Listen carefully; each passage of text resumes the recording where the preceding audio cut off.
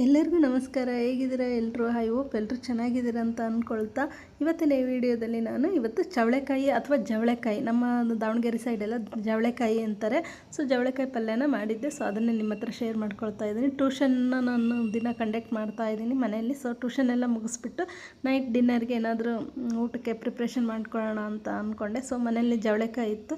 So ಅದರದ್ದೇ ಪಲ್ಯ ಮಾಡಿಬಿಟ್ಟು ಚಪಾತಿ ಮಾಡಿದರೆ ಡಿನ್ನರ್ ಮುಗಿದೋಗುತ್ತೆ ಅಂತ ಅಂದ್ಬಿಟ್ಟು ನಾನು ಅದನ್ನು ಜವಳೆಕಾಯನ್ನು ಇಲ್ಲಿ ಚಿಕ್ಕದಾಗಿ ಹೆಚ್ಚಿಟ್ಕೊಂಡು ಸ್ವಲ್ಪ ಬಾಣಲೆಯಲ್ಲಿ ಅದನ್ನು ಚೆನ್ನಾಗಿ ಹುರ್ಕೊಳ್ತಾ ಇದ್ದೀನಿ. ಡ್ರೈ ರೋಸ್ಟ್ ಮಾಡ್ಕೋಬೇಕು. ಹುರ್ಕೊಳ್ಳೋದ್ರಿಂದ ನೀರು ಜಾಸ್ತಿ ಹಾಕಿ ಬೇಯಿಸೋ ಅವಶ್ಯಕತೆ ಇರೋದಿಲ್ಲ. ತುಂಬ ಟೇಸ್ಟಿಯಾಗಿ ಬರುತ್ತೆ. ನಾವು ಮೊದಲು ಇದನ್ನ 1 ಸ್ಪೂನಷ್ಟು ಎಣ್ಣೆ ಹಾಕಿ ಆದರೂ ಹುರ್ಕೋಬೋದು. ಹಾಗೆಯೇ ಸುಮ್ಮನೆ ಡ್ರೈ ರೋಸ್ಟ್ ಕೂಡ ಮಾಡ್ಕೋಬೋದು. ಚೆನ್ನಾಗಿ ಇದನ್ನು ಮೊದಲು ಹುರ್ಕೋಬೇಕು. ಆನಂತರ ಅದು ಉರಿಯೋ ಅಷ್ಟೊತ್ತಿಗೆ ನಾವು ಇಲ್ಲಿ ಈರುಳ್ಳಿ ಮತ್ತು ಟೊಮಟೊ ಹಾಗೆಯೇ ಒಂದು 4 ಹಸಿಮೆಣ್ಸಿಕಾಯಿ, 4ರಿಂದ 5 ಹಸಿಮೆಣ್ಸಿಕಾಯಿನ ಚಿಕ್ಕದಾಗಿ ಹೆಚ್ಚಿಟ್ಕೊಂಡಿದ್ದೀನಿ. ಆನಂತರ ಅದೇ ಬಾಣಲಿಗೆ ಜವಳೆಕಾಯಿ ಹುರಿದ್ಬಿಟ್ಟು ಏನು ತೆಗ್ದಿರ್ತೀವಲ್ಲ, ಅದೇ ಬಾಣಲಿಗೆ ನಾನೊಂದು 3ರಿಂದ 4 ಸ್ಪೂನಷ್ಟು ಎಣ್ಣೆ ಹಾಕ್ಕೊಂಡ್ಬಿಟ್ಟು ಅದಕ್ಕೆ ನಾರ್ಮಲಾಗಿ ಏನೆಲ್ಲ ಒಗ್ಗರಣೆ ಹಾಕ್ತೀವಲ್ಲ ಪಲ್ಯಗಳಿಗೆ, ಅದೇ ಥರ ಸಾಸಿವೆಯನ್ನು ಹಾಕ್ಕೊಂಡ್ಬಿಟ್ಟು ಅದು ಚಟಪಟ ಅಂತ ಸಿಡ್ದಾದ್ಮೇಲೆ ನಾನಿಲ್ಲಿ ಸ್ವಲ್ಪ ಜೀರಿಗೆನೂ ಹಾಕ್ಕೊಳ್ತಾ ಇದ್ದೀನಿ. ನಾರ್ಮಲ್ ಒಗ್ಗರಣೆಗೆಲ್ಲ ಏನೇನೆಲ್ಲ ಯೂಸ್ ಮಾಡ್ತೀವೋ ಅದೇ ಥರ ನಾನಿಲ್ಲಿ ಒಗ್ಗರಣೆಯನ್ನು ಮಾಡ್ಕೊಳ್ತಾ ಇದ್ದೀನಿ. ಈಗ ಜೀರಿಗೆ ಹಾಕಿದ್ದೀನಿ. ಅದು ಜೀರಿಗೆ ಸ್ವಲ್ಪ ಎಣ್ಣೆಯಲ್ಲಿ ಫ್ರೈ ಆದಮೇಲೆ ಚಿಕ್ಕದಾಗಿ ಹೆಚ್ಚಿರ್ತಕ್ಕಂಥ ಈರುಳ್ಳಿನ ನಾನು ಸೇರಿಸ್ಕೊಳ್ತಾ ಇದ್ದೀನಿ. ಈರುಳ್ಳಿ ಸ್ವಲ್ಪ ಕೆಂಪಾಗೇ ನಾವು ಫ್ರೈ ಮಾಡ್ಕೋಬೇಕು. ತುಂಬ ಟೇಸ್ಟಿಯಾಗಿರುತ್ತೆ ಈ ಪಲ್ಯ ಮಾತ್ರ. ನನಗೆ ತುಂಬ ಇಷ್ಟ. ಆ್ಯಕ್ಚುಲಿ ನಾವು ಹುರಿದು ಇದನ್ನು 2 ಟೈಪ್ಸ್ ಮಾಡ್ತಾರೆ.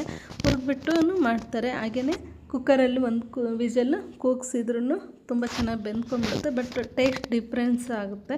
ತುಂಬ ಮೆತ್ತಗೆ ಬೆಂದ್ಬಿಡುತ್ತೆ ಕುಕ್ಕರಲ್ಲಿ ನಾವು ಒಂದು ವಿಷಲ್ ಹಾಕ್ಸಿದ್ರೆ. ಸೊ ಈ ರೀತಿ ಹುರಿದು ಮಾಡೋದ್ರಿಂದ 10 ನಿಮಿಷ ಆಗುತ್ತೆ ಅಷ್ಟೇ. ತುಂಬ ಚೆನ್ನಾಗಿ ಟೇಸ್ಟಿಯಾಗಿ ಪಲ್ಯ ಬರುತ್ತೆ. ಸೊ ಆನಂತರ ಈರುಳ್ಳಿ ಬೆಂದಾದಮೇಲೆ, ಹಸಿ ವಾಸನೆ ಹೋದಾದ್ಮೇಲೆ ನಾನಿಲ್ಲಿ ಕರಿಬೇವನ್ನು ಹಾಕ್ಕೊಳ್ತಾ ಇದ್ದೀನಿ.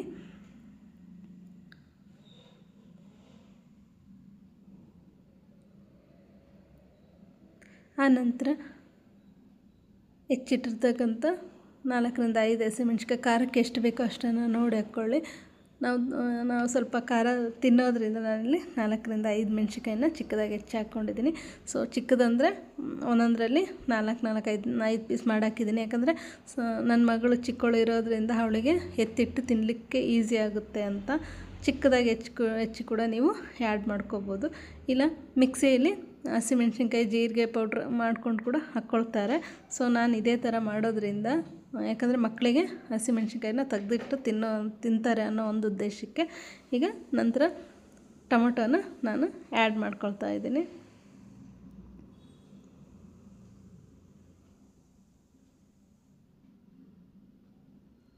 ಸೊ ನೈಟಿಗೆ ಒಂದು ಸಿಂಪಲಾಗಿ ಡಿನ್ನರ್ ಇದ್ದರೆ ಚೆನ್ನಾಗಿರುತ್ತೆ ಹೆಲ್ತಿಗೆ. ಸೊ ಹಾಗಾಗಿ ಈ ಥರ ಪಲ್ಯಗಳನ್ನು ನಾವು ಯೂಸ್ ಮಾಡ್ಬೋದು.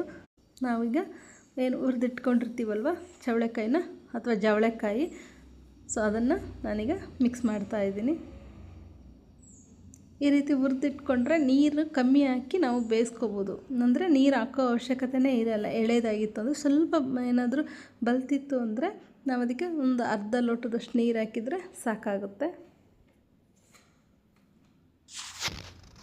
ಇದು ತುಂಬ ಎಳೆದಿರೋದ್ರಿಂದ ನಾನು ನೀರೇನು ಹಾಕ್ಕೊಳ್ತಾ ಇಲ್ಲ. ಸೊ ಇದಕ್ಕೆ ಒಂದು ಸ್ವಲ್ಪ ಮಿಕ್ಸ್ ಮಾಡಿಬಿಟ್ಟು ಒಗ್ಗರಣೆಗೆ ಹಾಕಿ ಒಂಚೂರು ನೀರು ಹಾಕಿಬಿಟ್ಟು ಮಿಕ್ಸ್ ಮಾಡ್ಕೋಬೋದು. ಇಲ್ಲ ಹಾಗೆಯೇ ಉಪ್ಪು ಹಾಕ್ಬಿಟ್ಟು ಒಂದು ಸ್ವಲ್ಪ ಬೇಯಿಸಿದರೆ ತುಂಬ ಚೆನ್ನಾಗಿ ಬೆಂದ್ಕೊಂಡ್ಬಿಡುತ್ತೆ ಬೇಗನೆ, ಯಾಕಂದರೆ ಹುರಿದಿರ್ತೀವಲ್ವ. ಸೊ ಹಾಗಾಗಿ ಉಪ್ಪು ಹಾಕಿದ್ಮೇಲೆ ಸ್ವಲ್ಪ ಅರಿಶಿನ ಹಾಕಿ ನಾನಿಲ್ಲಿ ಮಿಕ್ಸ್ ಮಾಡ್ತಾಯಿದ್ದೀನಿ. ನನ್ನ ಬಗ್ಗೆ ಹೇಳಬೇಕಂದ್ರೆ ನಾನು BSc B.Ed ಮಾಡಿದ್ದೀನಿ. ಸೊ ಹಾಗಾಗಿ ಮಗು ಆದಮೇಲೆ ನಾನು ಜಾಬಿಗೆ ಹೋಗ್ತಾಯಿಲ್ಲ. ಮನೇಲಿ ಯಾರೂ ನೋಡ್ಕೊಳ್ಳೋಕೆ ಇಲ್ಲದೆ ಇರೋ ಕಾರಣ. ಸೊ ಮನೇಲಿ ನನಗೆ ಡೇ ಕೇರಿಗೆ ಹಾಕ್ಬಿಟ್ಟು ಹೋಗೋ ಮನಸ್ಸಿಲ್ಲ. ಸೊ ಯಾಕೆ ಮಕ್ಕಳನ್ನ ಈಗ ನಾವು ಪ್ರೀತಿ ಕೊಟ್ಟು ಬೆಳೆಸ್ಬೇಕು, ಮುಂದೆ ಬೆಳೆಸೋಕ್ಕಾಗಲ್ವಲ್ಲ. ಹಾಗಾಗಿ ಈಗ ನಾವೇನು ಅವ್ರಿಗೆ ಫೌಂಡೇಶನ್ ಕೊಡ್ತೀವೋ ಅದೇ ಇಂಪಾರ್ಟೆಂಟು. ಈಗ ನಾವು ಅವ್ರನ್ನ ಹೇಗೆ ಬೆಳೆಸ್ತೀವೋ ಆಗ ಅವ್ರು ಮುಂದೆ ಲೈಫಲ್ಲಿ ಲೀಡ್ ಮಾಡ್ತಾರೆ ಅಂತ ನನ್ನ ಒಂದು ಅಭಿಪ್ರಾಯ. ಸೊ ಹಾಗಾಗಿ ನಾನೀಗ ಯಾವುದು ಜಾಬಿಗೆ ಹೋಗ್ತಾಯಿಲ್ಲ.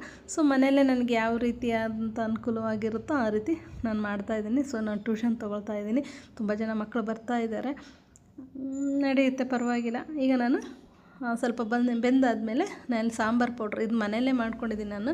ಈ ಸಾಂಬಾರು ಪೌಡ್ರಿಂದ ನಾನು ಇದನ್ನು ಪಲ್ಯಕ್ಕೂ ಯೂಸ್ ಮಾಡ್ತೀನಿ, ಜೊತೆಗೆ ಹಾಗೇ ಸಾಂಬಾರಿಗೂ ಯೂಸ್ ಮಾಡ್ತೀನಿ. ತುಂಬ ಟೇಸ್ಟಿಯಾಗಿರುತ್ತೆ. ನಾವು ಮನೆಯಲ್ಲೇ ಮಾಡೋದ್ರಿಂದ ಈ ರೀತಿ ಪಲ್ಯಕ್ಕೂ ಯೂಸ್ ಮಾಡ್ಬೋದು, ಹಾಗೆ ಸಾಂಬಾರಿಗೂ ಯೂಸ್ ಮಾಡ್ಬೋದು.